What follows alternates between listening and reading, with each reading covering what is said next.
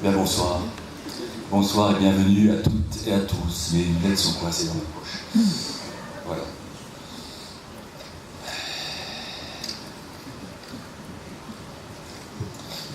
Bonsoir, donc bienvenue pour la 25e édition du Festival international du film fantastique de Gérardmer.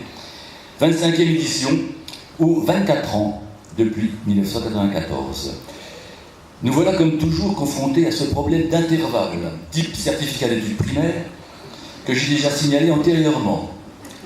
Certificat d'études primaires que nous sommes nombreux dans cette salle d'ailleurs à avoir obtenu, brillamment. Alors ce soir, c'est décidé, pour simplifier, et pour ménager vos cerveaux fatigués par le rude labeur quotidien, je n'utiliserai que le nombre 25, ou l'expression quart de siècle, 24, on oublie, tant pis. Après tout, nous sommes dans le fantastique, et le certif a sombré corps et bien en 1989 dans une Xème réforme de l'éducation nationale. De plus, les problèmes d'intervalle ne figurent plus au programme de trigonométrie ou de géométrie dans l'espace. Donc, un quart de siècle à commémorer. À Gérardmer, dans les Vosges. Pas dans les Alpes.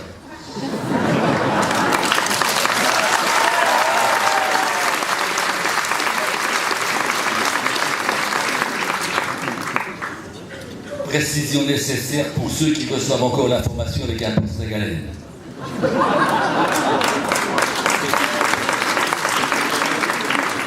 Allez, allons-y. On est les plus beaux, les plus intelligents, les plus compétents, les champions, les meilleurs.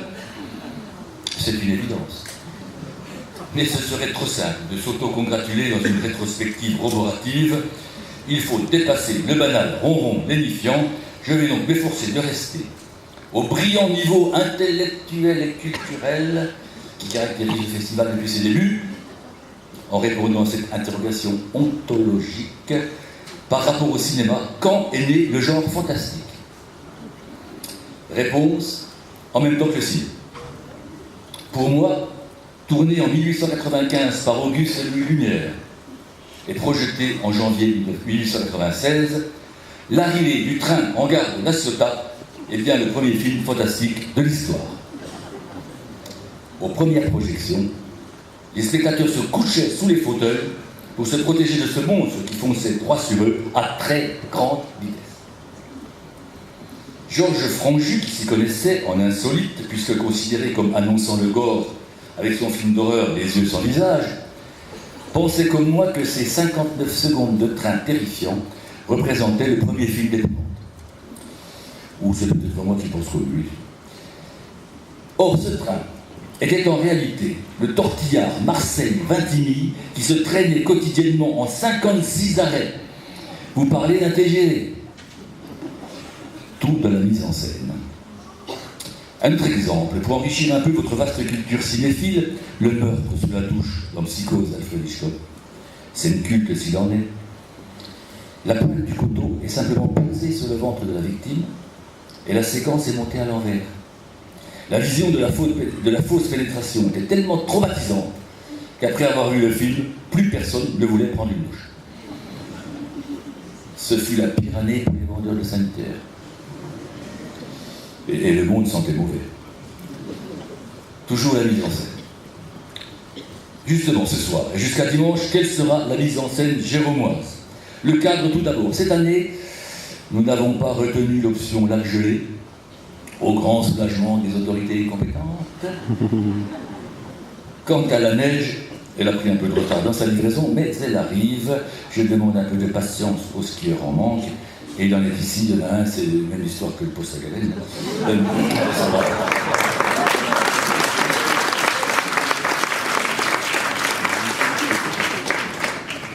Gérardmer les zones blanches, c'est pour bientôt.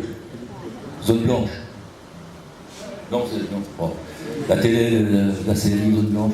Non, bon, vous ne suivez pas trop bien aujourd'hui. Hein. Voilà. Et pour le reste, une ville prête à vous accueillir grâce aux efforts conjugués des 600 bénévoles, des services techniques de la commune et des professionnels du tourisme, des animations variées et un public que tous les festivals nous envient.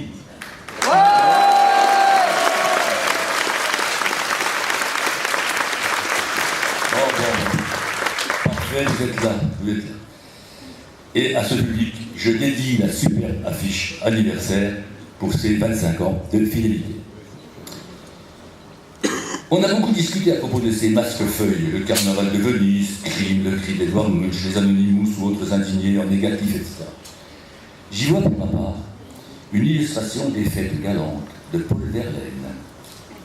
Votre âme est un paysage choisi, que vos charmants masques et bergamasques.